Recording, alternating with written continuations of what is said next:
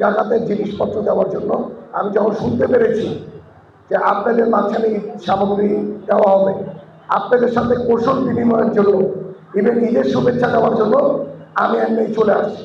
কারণ আমি বিশ্বাস করি যে আপনারা সবচাইতে সুন্দর করে যেভাবে করে আগাচ্ছেন, সারা বাংলাদেশের কোথাও কোনো প্রতিবন্ধীরা এইভাবে করে আগাচ্ছে না। আপনাদের সংগঠন এত সুন্দর করে ইনশাল্লাহ শক্তিশালীভাবে সারা রূপগঞ্জে ইনশাল্লাহ একটি এস্টাবলিশ অর্গানাইজেশন হচ্ছে। ইভেন আপনাদেরকে দেখে আমি আশা করব অন্যান্য উপজেলায় যাতে এরকম ধরনের কাজগুলি করে, এটার জন্য আমি আশা করব। আমি অলরেডি আপনাদের একটি সেন্টার ছিল জাহাঙ্গীরে, একটা সেন্টার যেটা প্রতিবন্ধীদের বিভিন্ন ট্রেনিং দেওয়া হয়, ওই সেন্টারে আমি গিয়েছি।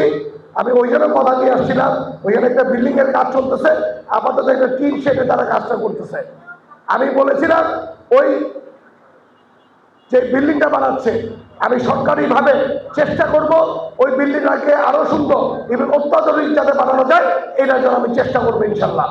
আমি আজকেও আপনাদের মাঝখানে বলে যাই যে এটা সরকারিভাবে আপনারা 10% জমি যেটা পেয়েছেন, আমি ওই জায়গায় খুব সুন্দর করে যাতে আপনাদের সেন্টারের মাধ্যমে, যাতে আপনাদের ট্রেনিং এর মাধ্যমে বিভিন্ন জায়গায় যাতে আপনারা চাকরি পান, ইভেন আপনারা যাতে বুঝতে না পারেন আপনারা প্রতিবন্ধী, আপনারা কোনো সমাজের বোঝা না।